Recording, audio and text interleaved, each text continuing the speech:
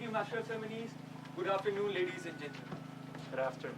Raise your hand if you have ever said this thing to yourself. This is just the way things are, and I cannot do much about it. My life is so unpredictable, so I just go with the flow. I need to make sure that people understand my point of view. Nah, today I'm too busy. I cannot take out time for myself.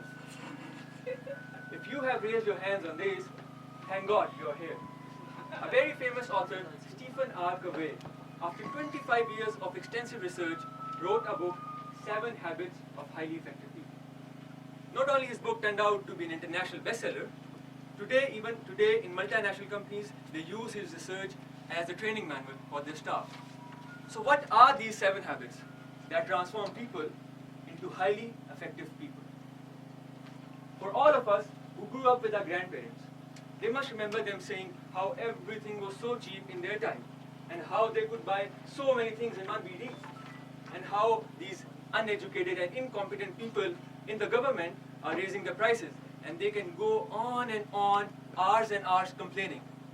This is what reactive people do. They always talk about things which they cannot control. On the other hand, imagine there is a businessman in the same country. He knows that inflation is a concept he cannot control.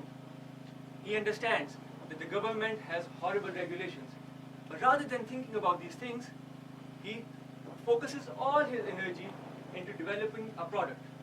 A product he knows his consumers cannot live without. This is a proactive approach. Proactive people only think about things which are in direct control of them. So, ladies and gentlemen, our habit number 1, always think proactive. Now, imagine you are at a funeral.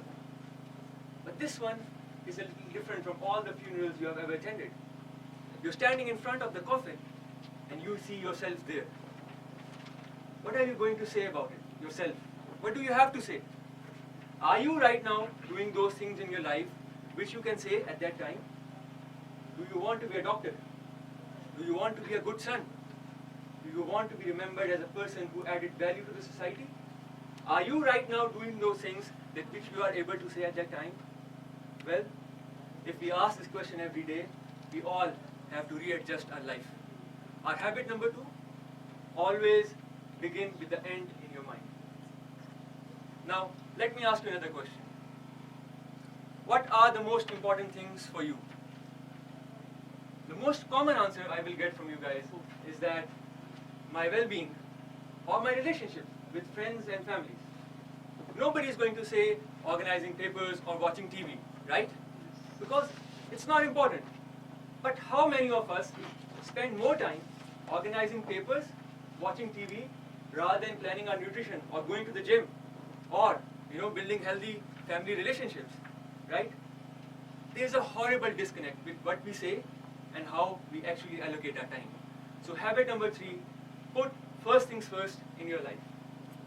The author Stephen R. Covey said, once you adopt these first 3 habits in your life, this develops your character. And the rest coming 3 habits will develop your personality itself. Habit number 4, seek to understand what people want from you, rather than being understood. Now imagine there are 2 people, and they're standing in front of a tree with 5 apples. Both of them are too short to get any of the apples. But if one can sit on the shoulder of the other person, they can get all the 5 apples. This is called synergy. How many times it happens, we are in the university or we are in our corporate lives and we can see those apples there. But we don't want to share the pie with anyone, so we try to get all those apples all by ourselves. And we end up getting none. Teamwork is the main thing we need to do. So our habit number 5 and habit number 6, synergize and think win-win. If you want to win, this does not mean anybody else has to lose. We all have heard the story. There was a man who was cutting a tree outside his house for hours and hours. After some time, his neighbor couldn't take anymore. He came to him and said, listen, if you can sharpen your saw, you can cut this tree really fast. But the man replied, sharpening the saw is going to take too much time. Now we all might laugh at that man, but this is exactly what we all do. Our body, our mind is our saw. It's the tool for us to execute all the habits I have discussed. But how many of us spend 30 minutes a day, 4 days a week going to the gym, or reading 15 minutes a day reading a book to stimulate your mind?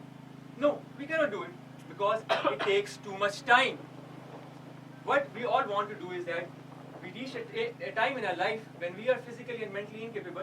So what we do, we go on Google and write for tips and tricks on how to be highly effective. But my friends, that's not the case. It's just like telling an engineer, forget about the foundation, give me the bricks that float in the air. So habit number 7, the most important of them, sharpen your saw, which means take out time for yourself. In summary, as Stephen R. Covey said, these habits, if you can adopt them in your life, you will be triumphant. Now in the start of the speech, I gave you certain questions. Those were reactive questions. Here, I want to share you certain notes and how you can ask the same question to you every day in a proactive manner. Master of Ceremonies, can you please rotate that each and everyone can see it and it comes back to you. With this, back to you, Master of Ceremonies.